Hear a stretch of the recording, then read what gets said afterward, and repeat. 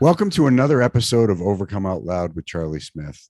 This is a podcast that was created to share the stories and lessons of people that have overcome adversity in their lives, to give others hope. I think a lot of people suffer in silence. I know I suffered in silence for a number of years in my life, and really through overcoming out loud, giving other people hope that no matter what they're going through, no matter what experiences they're having, that there is hope and that there is a way out.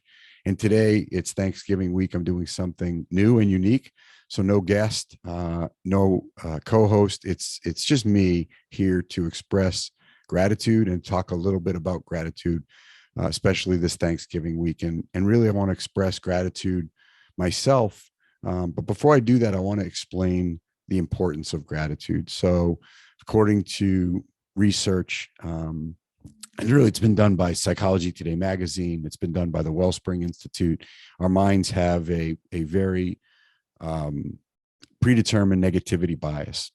And so we've got this kind of built-in mechanism to protect us and keep us safe that really focuses on negativity. I like to say the brain does keep score. And usually what it keeps score of is our past failures, our past mistakes, the past errors that we've made.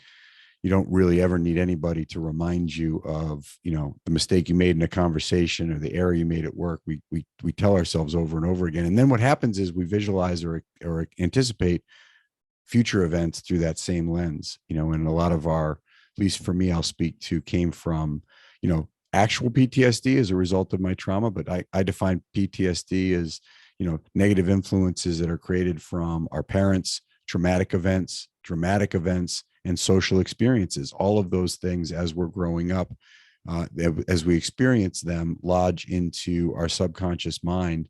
And gratitude has been determined and found to be one of the greatest antidotes to prime the brain against that negative bias. What are the benefits of gratitude? Well, they're actually a lot. So benefits of gratitude include increasing your physical health. When you feel better, you behave better. And so when you're grateful for things and you express gratitude and you have a gratitude practice, you increase your physical health. Your body functions better, your blood flows better. For me, I feel more motivated to exercise and eat right when I'm experiencing gratitude. It increases your psychological health and well-being. That's right. Gratitude increases your psychological health. It's an optimistic mindset. Gratitude is a abundance mindset. So it's getting us to focus on who we are, not who we're not. And it's getting us to focus on what we have, not what we don't have. And when we have that kind of lens, on an optimistic lens that is kind of placed on us through gratitude, it increases our physiological, psychological health and well-being.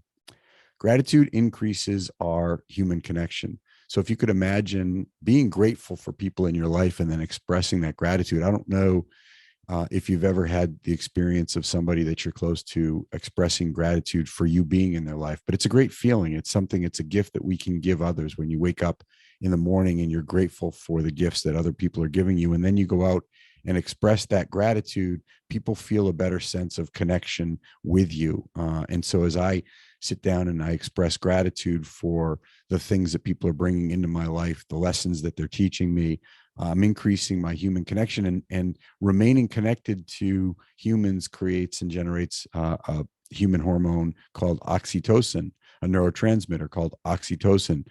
It is the chemical that comes from human connection. It's an endorphin that generates and elevates our mood. So expressing gratitude for others increases our human connection, increases sleep. There's no really denying the benefits of good, healthy sleep. A lot of people start their day in gratitude, ending your day in gratitude, calming down that nervous system and getting yourself ready for a good night's sleep through expressing gratitude is really important and really helps you rest. I think one of the greatest gifts I've given myself is the gift of a good night's sleep. And it sounds trite and it sounds cliche, but it really does set the stage for a good day. A good day is always started by a good night's sleep. And lastly, it increases self-esteem. It's interesting how when we express gratitude for the things that we have in life, we have expressions of gratitude for the things that we achieve. We have expressions of gratitude for the things that we receive. We increase our self-esteem because we're not tearing ourselves down. That inner critic that I speak of can be loud and disempowering. Our inner critic spends time comparing to others, worries about others' opinions. Our inner critic focuses on perfection. Our inner critic focuses on the prize, outcome expectation, or as my good friend Mike Diamond calls it, destination disease. That's our inner critic saying we'll be happy when we get there. And our inner critic has a tendency to focus on the future, and it really does get into that trap of getting out of the current moment. And so as the inner critic lives in all of us, the only way really to turn down the volume on our inner critic is our inner champion. And our inner champion can be expressed through gratitude. So what is it like to have a gratitude practice? I mean, we hear a lot about it, especially during Thanksgiving. What are you grateful for? I know one of my mentors and friends, Colin Henderson, starts the day with his family in a practice of gratitude, and he developed a AHA method, which is I have, I am, I will. We also can use the Haggle method, which is if you're watching on YouTube, you can follow my fingers, but if you're not, you can put your thumb and your first finger together, your thumb and your index finger together, your thumb and your middle finger together, and your thumb and your ring finger together, and your thumb and your pinky together. And as you do that, you can go through a Haggle statement. So the index finger is I have gratitude for the things that are in my life.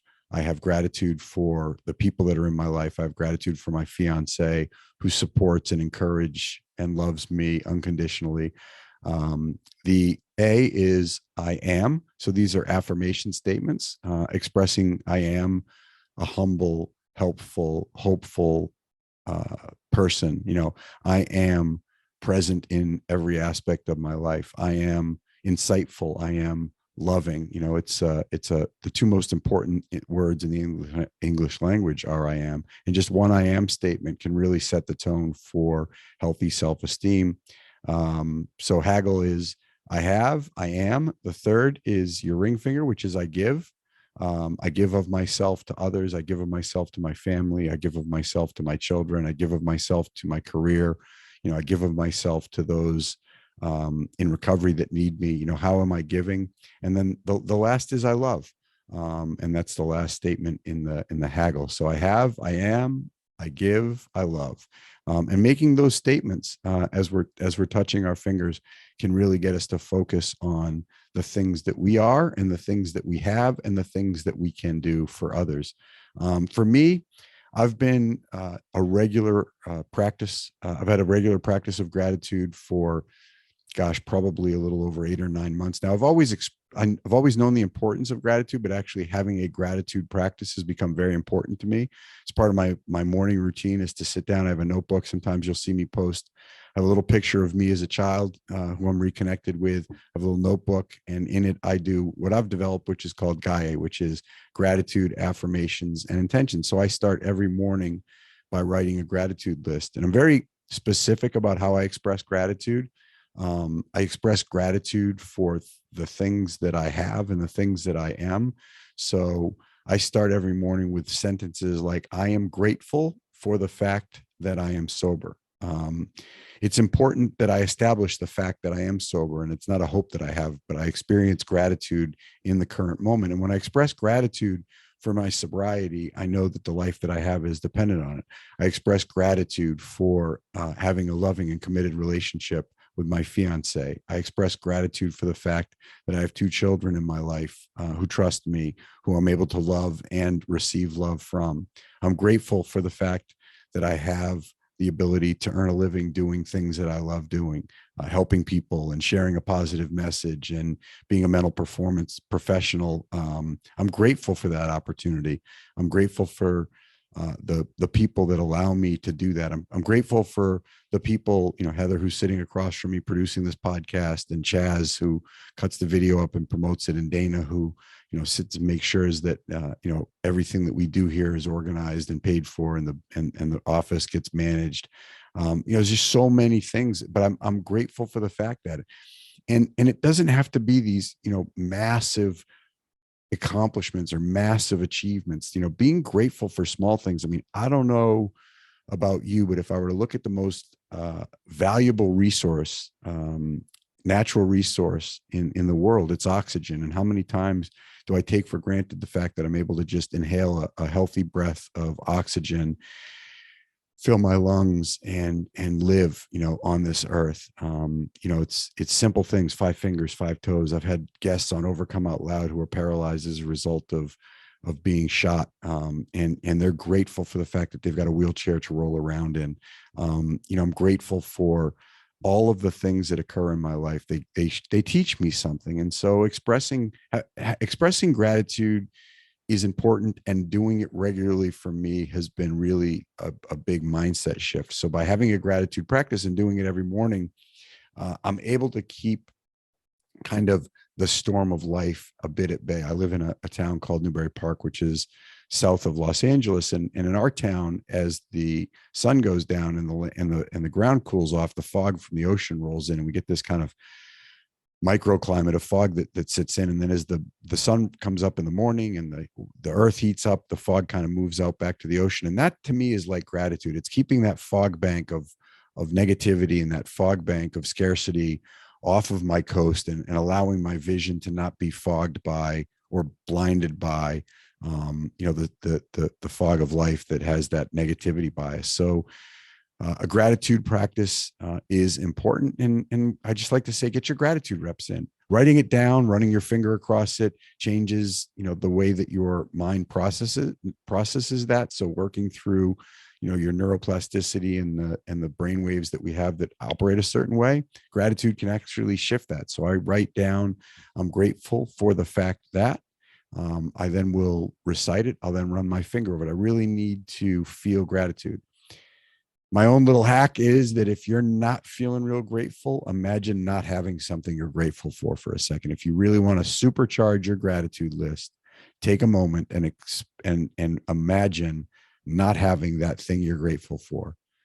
10 fingers, 10 toes, oxygen to breathe, a loving relationship with your children, or the fact that your children are healthy. If when I imagine not being sober, and I know what my life was like when I was chasing, the gorilla of addiction, and how it had me by the throat.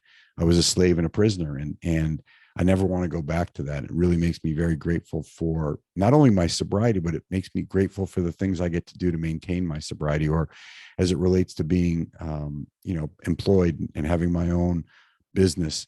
When I'm grateful for that, and I feel sometimes like it's a burden, or I have to, or, maybe I've not got all the clients that I need, or I haven't, delivered as many keynotes as I'd like. And I just step back and imagine not having the ability to speak, not having the ability to share what I've been able to learn with other people, and having my voice be robbed from me.